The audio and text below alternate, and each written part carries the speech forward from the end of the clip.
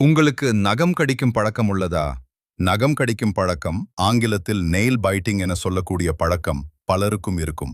ஆனால் நகம் கடிக்கக்கூடாது என்று பெரியவர்கள் சொல்வதற்கு ஆன்மீகமும் அறிவியலும் இரண்டிலும் காரணங்கள் உள்ளன. முதலில் ஆன்மீக காரணத்தை பார்ப்போம். உடல் சுத்தம், மனசுத்தம். இந்து சமயத்தில் நகம், முடி போன்றவை உடலிலிருந்து நீக்கப்படும் அசுத்தம் என்று கருதப்படுகிறது. அதை வாயில் வைப்பது உடலையும் மனதையும் அசுத்தப்படுத்தும் என்று நம்பப்படுகிறது. ஆற்றல் குறைவு. சில ஆன்மீக நம்பிக்கைகளில் நகம் கடிப்பது மனிதனின் நல்ல ஆற்றலை, பாசிட்டிவ் எனர்ஜி குறைக்கும் என்று கூறப்படுகிறது. ஒழுக்கம் குறைவு என்ற கருத்து பழைய காலங்களில் நகம் கடிப்பது அமைதியில்லாத மனநிலை, கட்டுப்பாடு இல்லாத பழக்கம் என்று கருதப்பட்டது.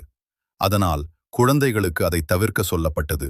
இப்போது அறிவியல் காரணத்தை பார்க்கலாம். பாக்டீரியா. உடலுக்குள் செல்லும் நகங்களின் கீழ் அதிகமான பாக்டீரியா மற்றும் கிருமிகள் இருக்கும்.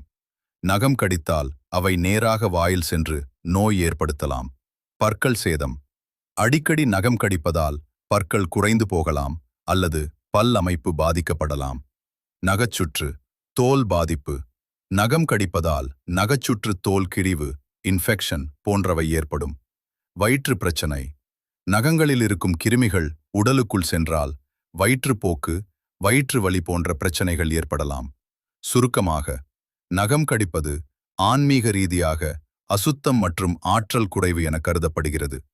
அறிவியல் ரீதியாக அது கிருமிகள் உடலுக்குள் செல்வதால் உடல் நலத்திற்கு தீங்கு விளைவிக்கும். உங்களுக்கு நகம் கடிக்கும் பழக்கம் உள்ளதா என்பதை கமெண்டில் தெரிவிக்கவும்.